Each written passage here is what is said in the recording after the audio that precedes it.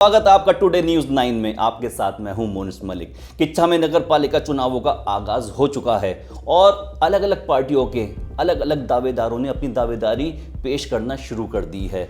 आपने जैसे देखा होगा कि कांग्रेस पार्टी से कुछ दावेदारों के नाम सामने आए हैं, जिनमें नज़ाकत खान का नाम शामिल है। खुद को मजबूत दावेदार बताने वाले नज़ाकत खान की दावेदारी में कितना दम है, हम उन्हीं की ज़ुबानी आज जानेंगे। और वहीं बीजेपी से एक दावेदार का नाम सामने आया है, राजीव सक्सेना जी।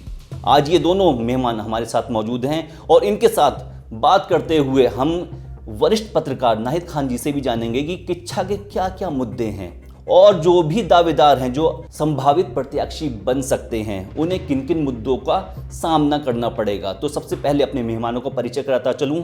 हमारे साथ आज मौजूद हैं भाजपा के वरिष्ठ नेता राजीव सक्सेना जी, आपका स्वागत है प्रोग्राम में। वहीं वरिष्ठ पत्रकार नाहिद खान हमारे साथ मौजूद हैं।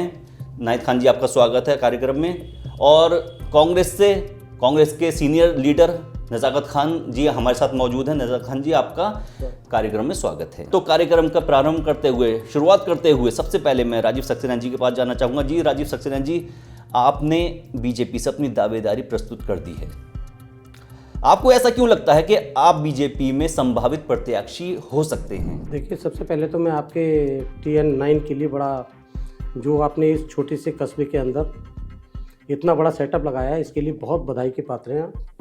और अच्छा लग रहा है कि इस तरीके का सेटअप जो हमारे क्षेत्र में आया है, इसके लिए बहुत बधाई के पात्र हैं। सबसे पहले मैं आपको बताऊं, जो कैरियर स्टार्ट किया है वो लगभग आज से 30 साल पहले से मैंने भारतीय जनता पार्टी का सदस्य रहा हूँ और विभिन्न पदों पे विभिन्न पदाधिकारी होके मैंने अपना सफ़र आज इस स्थिति पे आ गया हूँ कि मुझे किच्छा शहर में मैंने बहुत ऐसे वर्क किए हैं जो कि मुझे जनता बड़ा प्यार दुलार नवाज रही है, जिससे कि मैंने आज अपनी दावेदारी को प्रस्तुत किया है और मजबूत दावेदारी दी हुई है।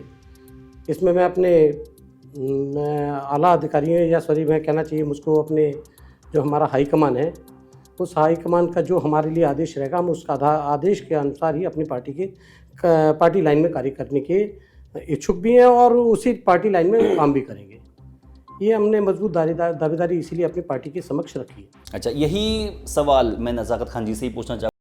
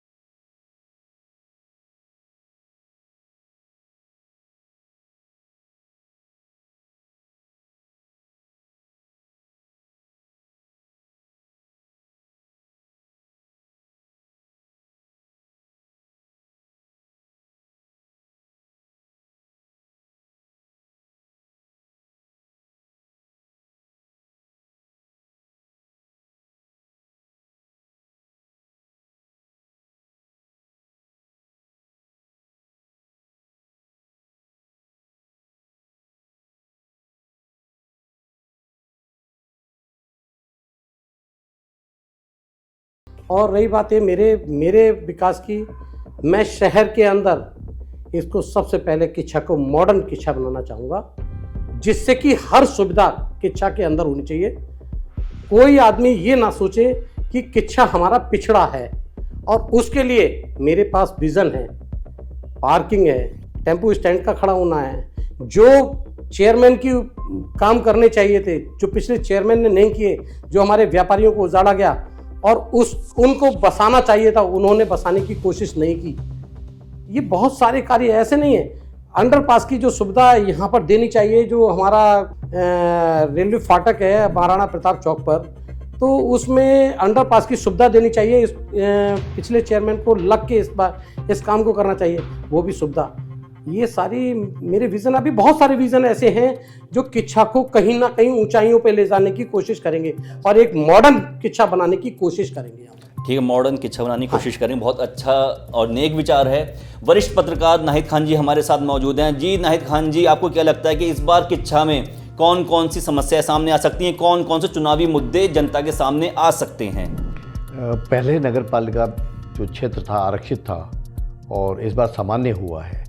सामान्य होने में लोगों की चुनाव लड़ने की जो जिज्ञासा ज़्यादा है और इसमें दोनों पार्टियों से प्रत्याशी आ रहे हैं, इसके अलावा निर्दलीय भी आ रहे हैं और दूसरी पार्टियों से भी प्रत्याशी आ रहे हैं। और अभी लोग अपने अपने दावे कर रहे हैं, क्योंकि स्थानीय निकाय में मेन चीज़ है जन समस्याएँ, विशेष करके जो लाइट है, पानी है, बिजली है, जो मूलभूत समस्या हैं वो नगर पालिका करती है। अब सवाल वही है कि आप जो मतदाता हमारा है, जो पिछले 5 साल तक उसने भोगा है, जो पिछले निवर्तमान चेयरमैन ने जो किया है, तो ये उसका अपना दोनों को देखेंगे कि जो आने वाला जनप्रतिनिधि है कि उससे ज़्यादा विकास कौन कर पाता है। नाहिद जी के बाद नज़ाकत जी की तरफ आना चाहूँगा। जी नज़ाकत जी, क्या क्या आपके चुनावी मुद्दे रहेंगे? मैं चुनावी मुद्दे तो मेरे सबसे पहला तो विकास ही रहेगा, क्योंकि हम उस गुरु के चेले हैं जो हमारे क्षेत्रीय विधायक हैं माननीय श्री तिलकराज बेहड़ जी, जिनको विकास करने की एक आदत है। और पीछे भी हमारे एक चेयरमैन हैं, भाई हैं हमारे दर्शन कोहली जी। ठीक है, जिस हिसाब से बजट आया, क्या कमी रही क्या नहीं रही, लेकिन बराबर की हिस्सेदारी हर वार्ड में रही। या तो बजट का अभाव रहा, क्षेत्र ज़्यादा बढ़ गया, उसमें सरौली बढ़ा, देवरिया बढ़ा, बंडिया बढ़ा। लेकिन अब जब हमारे यहाँ पर क्षेत्र में विधायक माननीय श्री तिलकराज बेहड़ जी कांग्रेस से जीते हैं, तो वो जिला योजना से पैसा, विधायक निधि से पैसा, राज्य सेक्टर का, आप कई योजनाओं से, कई मदों से वो पैसा जो ला रहे हैं, तो क्षेत्र में आज ही के दिन आप देखिए कि लगभग 3.5 करोड़ रुपए की रोडों का शिलान्यास हुआ है। देवरिया में आपका पंचक्की फार्म, सिरौली में सुनहरा फार्म, बंडिया, सब जगह आज 3.5 करोड़ रुपए के विकास का हुआ है। तो हमने उनसे विकास करने की एक सीखी है। और अगर कांग्रेस पार्टी ने टिकट दिया और जनता ने यहाँ मुझ पर भरोसा किया और मैं वो सीट मिली, तो इस किच्छा को मेरा भी एक सपना है मॉडल बनाने का और कौमी एकता को बनाए रखने का। और मैं तो पहले से ही विकास करता आ रहा हूँ, क्योंकि जनता मुझे जानती भी है कि मैं जो है सभासद 11 या 12 से रहा, लेकिन शहर में जहाँ मुझे मौका मिला किसी भी मत से लाके मैंने पैसा वहाँ लाके उसको विकास कराया। और अभी 3-4 साल पहले की बात है, यहाँ से राज्यसभा सांसद जी थे राज बब्बर जी, उनसे मेरे बड़े अच्छे संबंध थे। तो पंजाबी धर्मशाला के लोगों ने कहा कि नजाकत भाई, पंजाबी धर्मशाला में कुछ ना कुछ नया होना चाहिए, शेड का काम।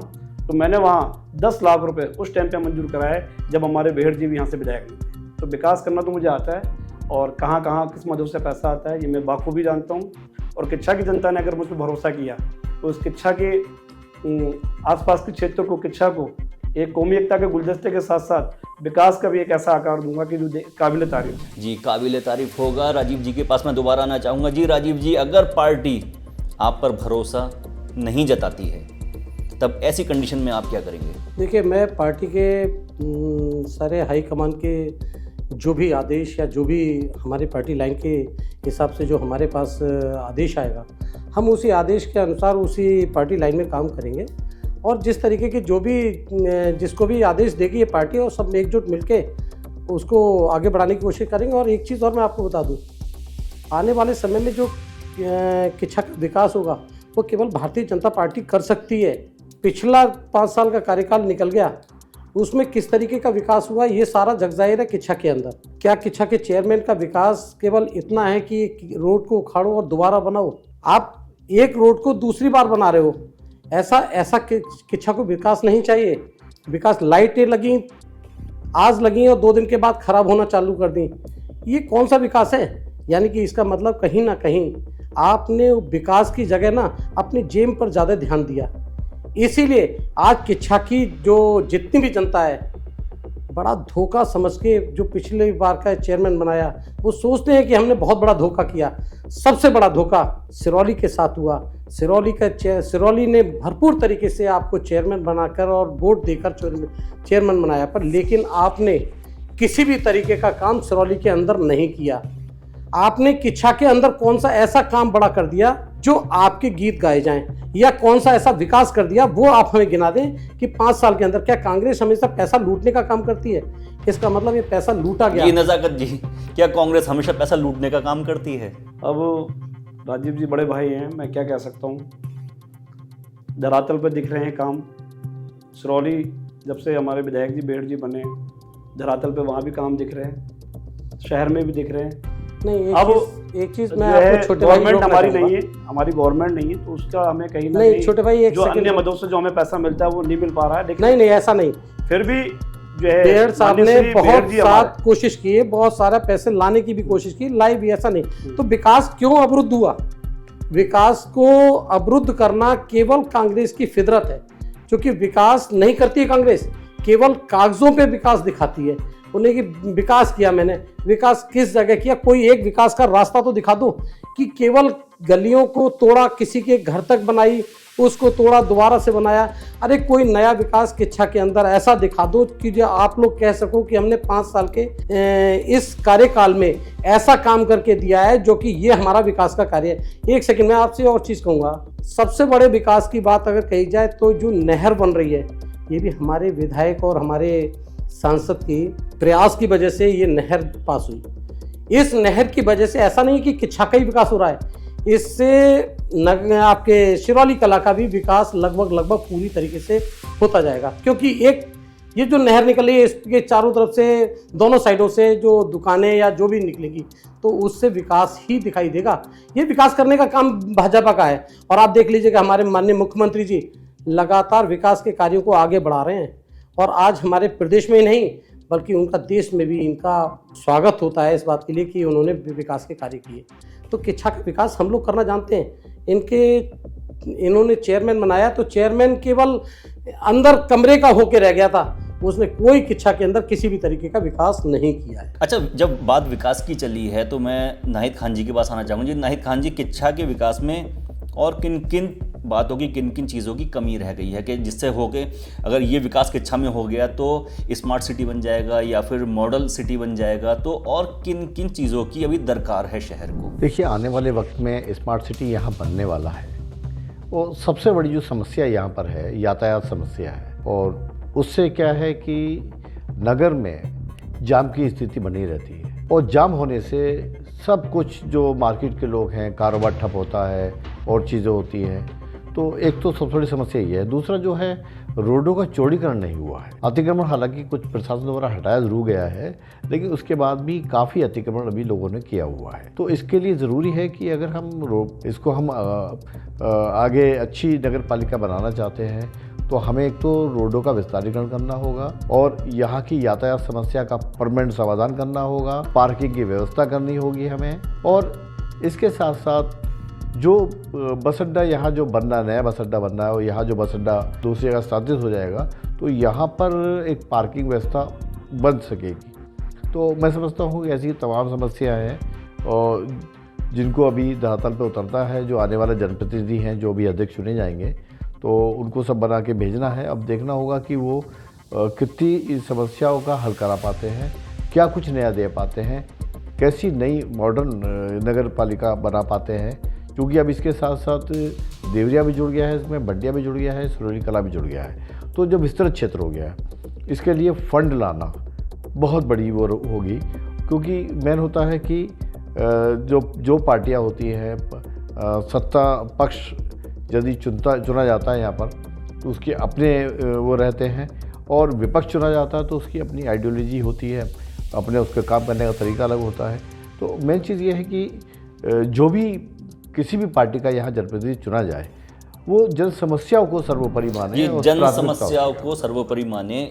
इनके बाद मैं नज़ाकत जी से पूछना चाहूँगा। जी नज़ाकत जी, अगर पार्टी आपको टिकट नहीं देती है, आपकी जगह आपके किसी प्रतिद्वंदी को टिकट मिल जाता है, तो ऐसी कंडीशन में फिर आपका रुख क्या रहेगा? मुझे पार्टी पे पूरा भरोसा है, क्योंकि मैंने 20 साल सेवा की है पार्टी की। हर प्रोग्राम में, छोटे बड़े प्रोग्राम में उनकी हिस्सा लिया है। और पार्टी के बड़े लीडर मेरे ये भी जानते हैं कि नज़ाकत कहीं ना कहीं किच्छा की आसपास की जनता और किच्छा की जनता पे दिलों में है। और एक 20 साल का जो लंबा सफ़र लगातार चुनाव जीतने के लिए तय किया है, ये भी एक बेमिसाल है। और रही विकास की बात, अगर शायद मैं कांग्रेस से हूँ, अगर मैंने विकास नहीं किए होते तो जनता ने जो मुझे पहली बार चुनाव जिता के भेजा था, शायद अगर विकास में मेरे कहीं अधूरे काम रह गए होते तो दोबारा मुझे वो पुनः चुनाव जिता के नहीं भेज। 20 साल का लंबा सफ़र है मेरा ये। मुझे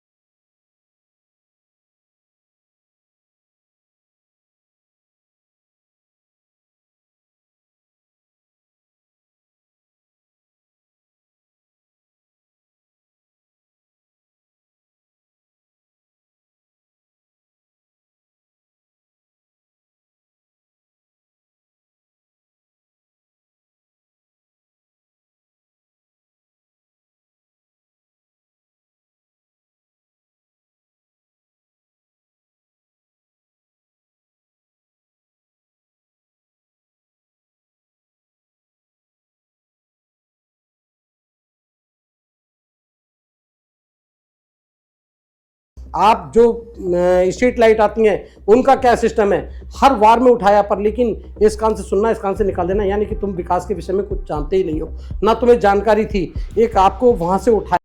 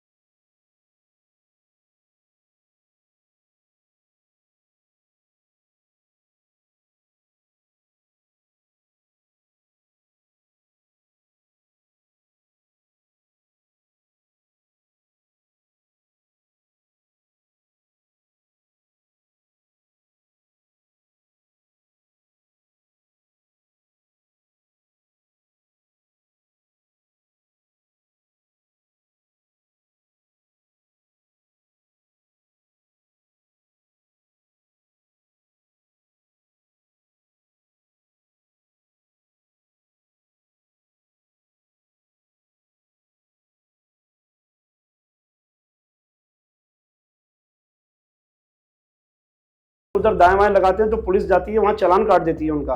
वो 500 रुपये कमाते नहीं है, 500 रुपये का 250 रुपये का उनका चालान काट दिया जाता है, उनको हड़काया जाता है, वेट करने वाली मशीन उठा ली जाती है वहाँ से। तो इतना उत्पीड़न, आज उनके घर में बेरोजगारी के कारण उनके बच्चे परेशान हैं, रोजगार के साधन छीन लिए गए। क्या है ये? इस पर हमें फोकस करना है, सबको मिलकर फोकस करना है भाई। ये तो फल एक ऐसी चीज़ है कि हर घर में जाता है शाम को। इतनी बढ़िया जगहें थी, आज अगर आपने एक पार्किंग का वास्ता दिया, उसमें अभी तक तो पार्किंग का कोई काम नहीं हुआ। अगर आप धरातल पे पार्किंग का काम अब तक करा देते, आज इस बात को 3-4 महीने हो गए, खाली वहाँ गाड़ियाँ खड़ी हैं। पूरे शहर के आपने फल व्यापारियों को हटा दिया गया, आज वो परेशान है। जगह जगह अगर कहीं अपने ठेले लगा देते हैं, पुलिस प्रशासन जाता है, पुलिस प्रशासन उन पर जो है जाके कार्रवाई करता है, उनके चालान काट देता है। जितना वो कमा नहीं पाते उससे ज़्यादा उनका चालान काट देता है। तो मेरी पहली प्राथमिकता यही होगी कि इन जो हमारे गरीब लोग हैं, हमारे भाई लोग हैं, फल बेचने वाले लोग हैं हमारे, मैं इनके साथ हमेशा कंधे से कंधा मिला के खड़ा रहूँगा। और इनके जो अच्छा स्थान होगा, सबसे पहले इनको वो अच्छा स्थान दिया जाएगा। गरीबों के साथ कंधे से कंधा मिलाकर खड़े रहेंगे, ये पहली प्राथमिकता बता रहे हैं नज़ाकत जी। जी राजीव जी, आप कुछ कहना चाह रहे थे? मैं एक चीज़ वसीम जी आपसे एक चीज़ कहना चाहूँगा कि जो आपने बताया कि जो ठेले फल वाले हैं इनको हटा दिया गया प्रशासन के द्वारा, सरकार आपकी थी।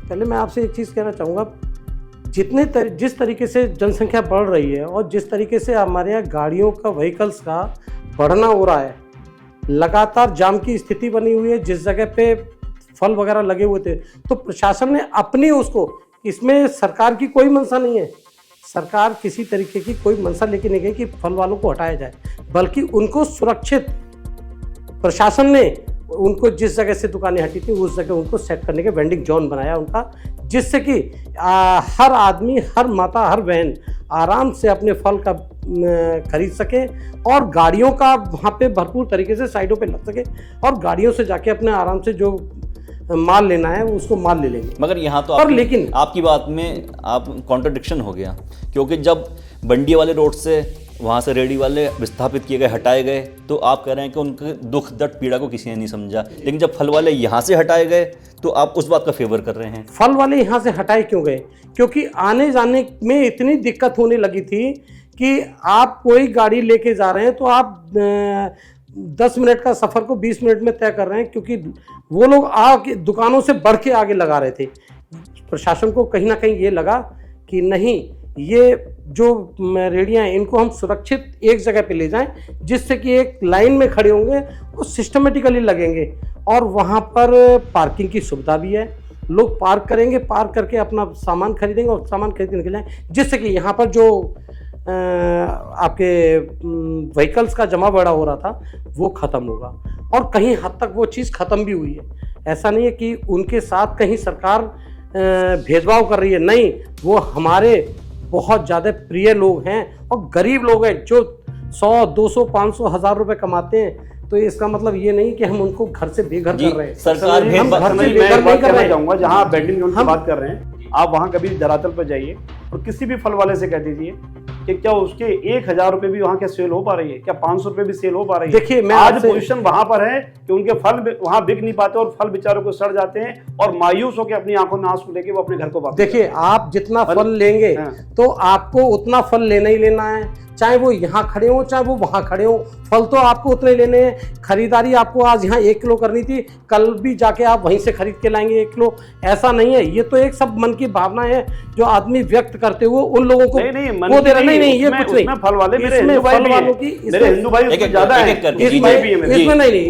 इसमें हिंदू मुस्लिम की कहीं बात नहीं। मेरे उसमें भावना वाली बात जब आ रही है, एक बात करेंगे जी। जब भावना वाली बात आ रही है तो उसमें सबसे ज्यादा फल वाले हिंदू भाई। मेरी बात, एक सेकंड, वो आपकी बात जी नज़ाकत जी। मैं कह रहा हूँ जब ये उसकी वाली बात आ रही है तो मैं सबसे पहले चाहूँगा कि फल वाले सबसे ज़्यादा मेरे हिंदू भाई हैं, रेडी वाले मेरे सबसे ज़्यादा हिंदू भाई हैं, मुसलमान भाई हैं। एक उनका ऐसा इंतजाम हो जाता है जहाँ उनको जो बेचारे पर डे जो है मंडी से अपना कच्चा सामान होता है उनका फल लेके आते हैं और शाम को वो जो है अपना उसको सेल करने के बाद अपने बच्चों के साथ 2 रोटी खुशी खुशी खा लेते हैं। आज वो 2 रोटी उनसे छीन ली गई। आप देखिए, अभी आए थे एसडीएम साहब के वहाँ आए थे और 2-3 फल वालों के कहते कहते वो रोने लगे। मतलब मैं इतना भावनात्मक हुआ कि मेरे आंखें नम हो गई उनको देख के।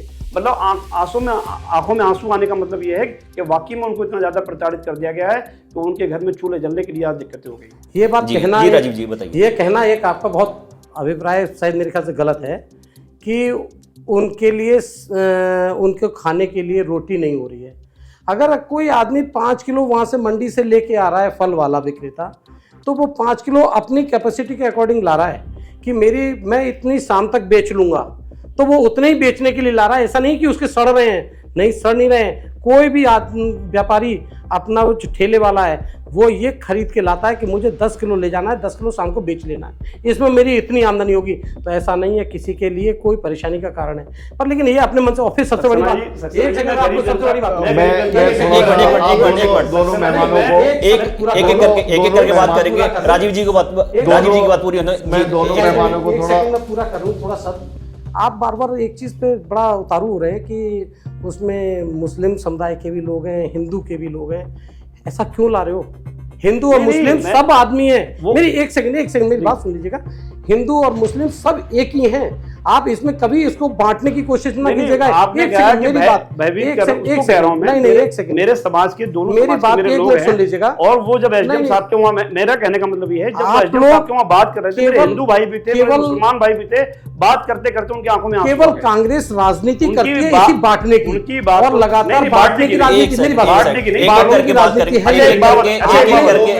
करके बात करेंगे, आप राजनीति करने पहुंचे नहीं, हमने लड़ाई करी, गलत बात। हमने किस बात की लड़ाई लड़ रहे हैं? हम लोग खुद लेने जा रहे हैं लड़ाई। अच्छा एक सेकंड, आज हमारा पहला पर्व है, पहला नवाज़ा जी, एक रुकिए। नाहिद भाई से मैं एक सवाल पूछना चाहूंगा जी। नाहिद जी, क्या बंडिया के फ्रूट विक्रेता को या फिर वो दुकान वाले जो थे, क्या बंडिया के शॉपकीपरों को उजाड़ना और किच्छा के फल वालों को बंडिया भेजना, क्या इस बार चुनावी मुद्दा बन सकता है? बिल्कुल बन सकता है चुनावी मुद्दा, क्योंकि मेन चीज़ ये है कि जो भी सरकारें हैं, जो भी जो पार्टियां हैं, वो बात तो करती हैं निर्बल असहाय लोगों को मदद करना, उनको रोज़गार मुहैया कराना। लेकिन अगर ऐसे जो बरसों से लगे हों, जिनका रोज़गार चल रहा हो, और ऐसे वक्त में जब उनका त्यौहार का वक्त हो, जिसमें उनको थोड़ा सा पैसे की कमाई हो सकती है, रोज़गार उनका चल सकता है, ऐसे वक्त में उनको हटाया जाना ज़रूर है। इसको लेके लोगों में बड़ा रोष भी है। जो लोग हैं, हालांकि उनको एक वेडिंग जोन बना के जहाँ भेजा गया है वो दरअसल काफ़ी दूर है शहर से, और उसको लेके उनमें बड़ी नाराज़गी भी है। उसको हालांकि मुख्यमंत्री द्वारा ये आश्वासन दिया गया है कि उनके लिए वेडिंग जोन बना के उनके लिए पक्की शेड की व्यवस्था की जाएगी। बहरहाल वो कब होती है ये नहीं जानते। बहरहाल जो आज हम जिस बंडिया के दुकानदारों को उजाड़ा जाना और किच्छा के फल वालों को बंडिया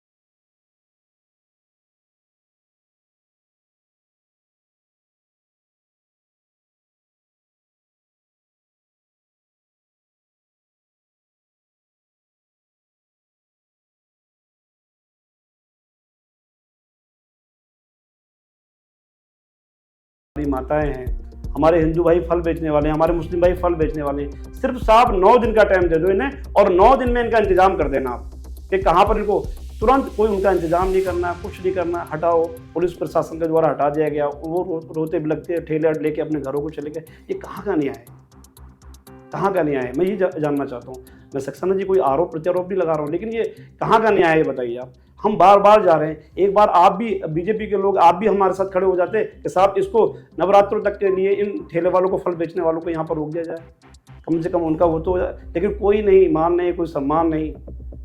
हमने देखा ना, हम तो बाजार में रहते हैं, गरीब लोगों के बीच में रहते हैं, हमने देखा ना कि कितनी दिक्कतें आई नवरात्रों में लोगों को फल खरीदने में।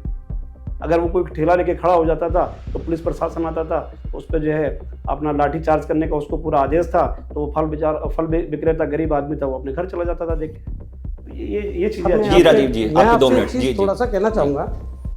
क्या फल विक्रेता के लिए जो फलों की दुकान थी यहाँ पे, जो भी 10, 12, 15, 20 जो भी दुकानें या रेहड़ी या ठेले जो भी है, क्या इन 10, 15 इन एक सेकंड 10, 15, 20 इन रेहड़ियों से ही सारा शहर का फल विक्रेता बिक्री होता है? आपकी जानकारी में नहीं है। मैं एक सेकंड में 200-250 परिवार हैं, ये 200-250 परिवार हैं, ये 15-20 नहीं, 200-250 परिवार हैं। आपसे बात करना चाहूंगा, एक सेकंड रुकिए, कि जो चीज वहां के हैं, अगर 15-20 ही लोग वहां पहुंचे हैं, विक्रेता जितने भी थे फल वाले वो 15-20 पहुंचे हैं, तो वो 200-250 कहाँ चले गए? नहीं, अरे 200-250 होने, ये केवल बात को बढ़ाने करना, आप ऐसा मौके नहीं। पे जाके, 15 से 20 हम मौके पे हैं, आप मौके पे जाकर हम लोगों ने बात किया उनसे, तो वो लोग खुद आए थे, उन्होंने कहा था हमारे लिए कोई ऐसी जगह दे दी जाए कि हम जिससे अपने सेफ खड़े हो सके। अच्छा, आप इस चीज को उन्होंने खुद कहा था। अच्छा, एक सेकंड, मैं मुझे बात पूरी करने, मुझे उन्होंने कहा था कि हमें कोई सेफ जगह दे दी जाए। एसडीएम कार्यालय में मैं खुद खड़ा था और एसडीएम साहब के सामने 10-20 लोग आए थे, उन्होंने कहा था हमें कोई ऐसी सेफ जगह दे दी जाए जिससे कि हम अपना ठेला लगा सके। आप इसको किसी भावना से मत जोड़िए। उजाड़ने से पहले मुझे बसाने का इंतजाम करना था, आप मुझे पूरी करने दीजिए पहले, क्योंकि इसमें चेयरमैन को पूरी तरीके से कहा गया था कि भाई यहाँ से ठेले सारे हटने, इनको सेट किया करना है कहीं पर, मुझे पूरी बात कर लेने दीजिएगा, इनको सेट करना है कहीं पर लेकिन लगातार 3 दिन तक इस बात के लिए कहा गया कि भाई सारे ठेले हटेंगे, इनको वेंडिंग जोन बना रहे हैं वहाँ पर, उस जगह पे इनको सेट किए जाएंगे, पर लेकिन चेयरमैन ने उसमें किसी तरीके का कोई संज्ञान नहीं लिया। वो लगातार अंदर ही बैठे रहे, उन्होंने किसी तरीके की कोई बात नहीं करी। अरे चेयरमैन को जब आगाह किया जा रहा है, जब एसडीएम साहब खुद कह रहे हैं कि आप इनको सेट कीजिए कहीं पर, नहीं करेंगे तो ये हटने तो हैं यहाँ से, क्योंकि उनकी भावनाओं को देख के, उन बेचारे गरीबों को देखते हुए हम लोग भी साथ में गए और उनको वेंडिंग जोन में स्थापित करने की कोशिश की कि किसी तरीके से इनके साथ में कोई दुर्व्यवहार ना हो जाए जी, कोई दुर्व्यवहार ना हो जाए। जी, जी कुछ कहना चाहेंगे, वरना इसके बाद हम अपना प्रोग्राम कंप्लीट करते हैं। मैं एक बात कहना चाहूंगा कि जब उनको उजाड़ा गया तो उससे क्या पहले व्यवस्था नहीं बन सकती जुंगलू बसाने की? तो ये चीज चेयरमैन से कहा गया, 3 दिन पहले कहा गया, बात ही नहीं कर रहा हूं, ये तो मैं अभी की बात कर रहा हूं। चेयरमैन ही करेगा उसकी सिस्टम चेयरमैन बनाएगा। नहीं, मैं चेयरमैन नहीं थे, अध्यक्ष पद पे विराजमान नहीं थे वो। मैं कहना चाहूंगा आपको, उस वक्त अध्यक्ष पद पे चेयरमैन दर्शन कोहली जी विराजमान नहीं थे। ये मैं अभी नवरात्रों की बात कर रहा हूँ, जब उजाला गया है। तो मेरा कहने का मतलब ये है कि जब उनको उजाला गया तो उनको बसाने का इंतजाम पहले करना चाहिए। ये मैं बात आपसे उस समय की कर रहा हूँ जिस समय वो चेयरमैन मौजूद थे, और उस समय उजाला तो नहीं गया था, आप उजाला तो नहीं गया था, मेरी बात जिस समय वो मौजूद थे उस समय इस बात को कहा गया था उनसे कि इनको ठेलों को यहाँ से हटाइएगा। अच्छा राजीव जी, सिस्टम से बनाइएगा। आपसे पूछना चाहूंगा, आप इन्हें उजाड़े जाने का दो लोग उजाड़े गए, बंडिया के दुकानदार उजाड़े गए और जो किच्छा के दुकानदार थे वो बंडिया भेज दिए गए। तो आप पहली कंडीशन में किसे जिम्मेदार मानते हैं? किसी को नहीं। और दूसरी कंडीशन में जिम्मेदार, देखिए जिम्मेदार कोई न्याय प्रक्रिया थी, उसमें न्याय प्रक्रिया प्रशासन, ठीक है, प्रशासन तो तभी कार्रवाई करेगा जैसे न्यायालय ने कोई आदेश किया, चलिए कोर्ट का आदेश करेगा, कोर्ट का आदेश, ठीक है। दूसरी कंडीशन में, सेकेंडरी कंडीशन में इनको किसी तरीके का कोई भी उनके साथ में देवेश भाव नहीं किया गया है, उनको एक प्रॉपर जगह ऐसा सेटल किया गया है जिससे कि उनकी रोजी रोटी लगातार, जिससे कि आज यहाँ से हटा दें, कल वहाँ से हटा दें, वहाँ से हटा दें, ऐसा ना हो, उनको एक प्रॉपर जगह दीजिए। आपको मैं एक छोटी सी बात कहना चाहूँगा, रुद्रपुर में दुकानें हटी तो आज परमानेंट शेड बना के दिए गए हैं, वो भी गवर्नमेंट हमारी ने दी है। यानी कि हमारी गवर्नमेंट ऐसा नहीं चाहती है किसी गरीब का घर उजड़े, हम गरीब के घर को बनाने की कोशिश करते हैं। उस बेंडिंग जोन में एक अच्छे से अच्छा, सुंदर से सुंदर दुकान बना के दी जा रही है, तो क्या वो हम लोगों ने नहीं बनाई? हम लोग बना रहे हैं। आपसे एक छोटी सी बात कहूंगा, तो वो जो बंडिया के विस्थापित, जो बंडिया के दुकानदार उजाड़े गए हैं, तो उनके लिए उनको आने वाला समय, हम कहते नहीं, हमारी सरकार ने, हमारी पार्टी ने हमारे ऊपर विश्वास जताया, तो मैं आपसे एक वादा करता हूं उन लोगों के लिए स्थापित करके दूंगा। और उनके आपकी लिए पहली प्राथमिकता उन लोगों को सबसे विस्थापित पहली करने की रहेगी प्राथमिकता किसी और परिवार का नजाकत उजाला। जी की पहली प्राथमिकता मेरी रहेगी सबसे कि पहली प्राथमिकता ये होगी कि जो ये गरीब लोग हैं जिनके आंसू हमसे नहीं देखे जाते हैं, सबसे पहली प्राथमिकता ये होगी कि अगर वो दिन आया हमारे पास तो जो ये रेलवे लाइन वाली जो हमारा रेलवे स्टेशन है, जो वॉल है उसकी दीवार जो गई है बंडिया की ओर, वो हमारे पास जगह है। उस जगह में हम जैसे अभी सक्सेना जी ने बताया रुद्रपुर में जो टीन शेड के जो उनको दुकानें बना के दी गई हैं, वही प्रक्रिया के रूप में सबसे पहले इन लोगों को बसाने का काम होगा। और राजीव भैया मैं आपसे एक बात कहना चाहता हूँ, वो 10-15 लोग नहीं हैं, वो परिवार 200-250 परिवार हैं। आप जाके देखिए, उनके बीच में जाके देखिए, अगर उसमें उनको हमने और सबसे बड़ी बात ये है कि उनको स्थायी दिया जाएगा, ये नहीं कि आज यहाँ दे दिया गया कल फिर उनको उजाड़ दिया गया। आप बस मेरा जो कहना है एक सेकंड राजीव जी अरे कह रहे हैं वो अच्छी एक सुविधा दे सकते हैं, एक मिनट तीनों को मैं देता हूँ फिर, ठीक है? तो फिर जी पहले राजीव जी आप बोलिए। किच्छा शहर की जनता से एक गुजारिश करूंगा, यहाँ चेयरमैन ऐसा चुने जिससे कि वो विकास कर सके और विकास की ऊंचाइयों ले जाते हुए किच्छा शहर को एक मॉडर्न किच्छा बना के और हर गरीब को आशियाना दे और हर गरीब के साथ में वो खड़ा हो चेयरमैन, और उसके किसी भी कार्य को चेयरमैन के द्वारा भरपूर तरीके से करा जाए। जी नजाकत जी आप भी कोई गुजारिश करना चाहते हैं किच्छा की जनता से? किच्छा की जनता से एक ही गुजारिश करना चाहता हूँ कि अगर वो दिन हमें मिला तो सबसे पहले प्राथमिकता होगी इस शहर को कौमी एकता का गुलदस्ता बनाना। मतलब ऐसा रोल यहाँ पर अदा करना है कि लगे कि आसपास के क्षेत्र के लोग देखें कि वाकई में किच्छा एक नगर पालिका है, विकास के रूप में देखें, जो डेवलपमेंट हम नए तरीके से कराएंगे क्योंकि हमें डेवलपमेंट कराना आते हैं। तो जो एक ऐसी हम गाथा लिखेंगे इस किच्छा शहर में कि लोग याद रखेंगे कि वाकई में एक डेवलपमेंट के रूप में, सौंदर्यीकरण के रूप में किच्छा एक ऐसा शहर है जो बेमिसाल है। जी नाहिद जी, कार्यक्रम समाप्त करने से पहले 1 मिनट में आप अपनी बात रख सकते हैं। आज बड़ी गर्मा गर्म बहस हुई और जो मेन मुद्दा निकल के आ रहा है वो फड़ वालों का मुद्दा निकल के आ रहा है। आने वाले चुनाव में ये लगता है मुझे मुद्दा गरमाएगा। इसके साथ और मुद्दे भी हैं, लेकिन क्या है कि ये जो जनहित से जुड़ा मुद्दा है और गरीबों से जुड़ा मुद्दा है, तो मुझे लगता है ये बड़ा मुद्दा बनेगा। जी बड़ा मुद्दा बनेगा। और इस कार्यक्रम में एक नया मुद्दा निकलकर सामने आया है, जो बंडिया से दुकानदार उजाड़े गए उन्हें विस्थापित नहीं किया गया, और जो किच्छा से फेरी वाले और ठेले वाले उजाड़े गए उन्हें बंडिया भेज दिया गया। तो ये एक चुनावी मुद्दा बन सकता है इस महासंग्राम में। तो देखते रहिए और अगले प्रोग्राम में किसी और शख्सियत से मुलाकात होगी। तब तक देखते रहें टुडे न्यूज़ 9।